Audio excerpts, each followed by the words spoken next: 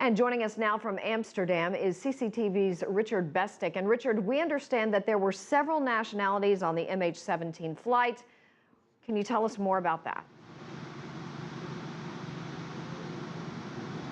Well, there was a press conference from Malaysian Airlines earlier, Susan, in which they ran through the details, the minutiae of the nationalities of those victims on board MH17.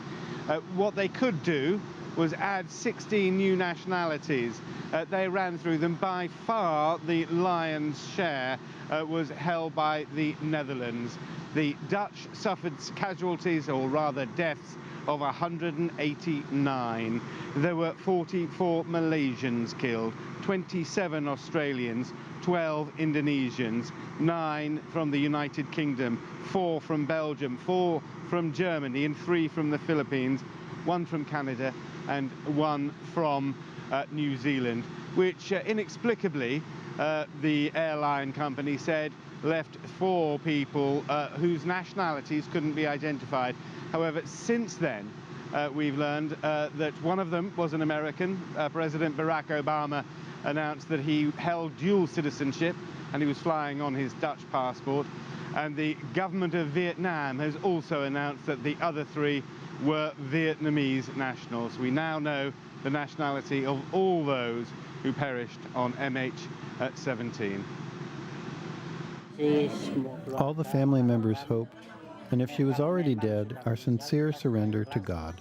But we still hope that her body will be found and will be returned to Indonesia, depending on the willingness of family members.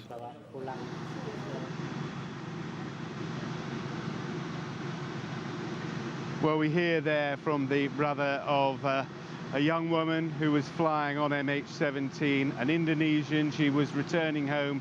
As you can see here, her brother waited in vain. A desperately sad story.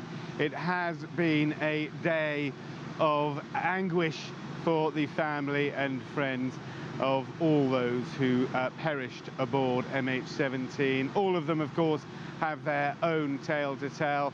2 generations and a grandfather returning 3 grandsons to school for the start of the new school year. An entire Dutch family of 5 wiped out, and some so sad that they almost defy belief. There was the case of a family of an Australian, Kayleen Mann.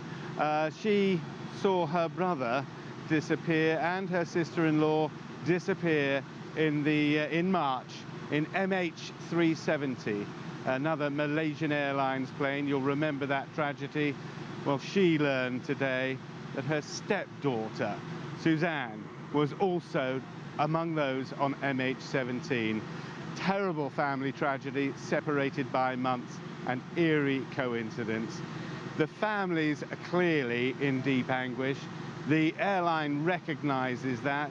They do know from their experience of this kind of thing that taking families and friends to the crash site can help. There's a need, an emotional need among us to go to the point where family and friends perished. They are trying to organize it, but it has to be said, the logistics of organizing such a trip in the middle of rebel-held territory in the Ukraine, with a bitter, bloody and unpredictable civil war going on, well, they couldn't be more difficult, could they? Back to you in the studio. Richard Bestic reporting live from Amsterdam. Thank you for that.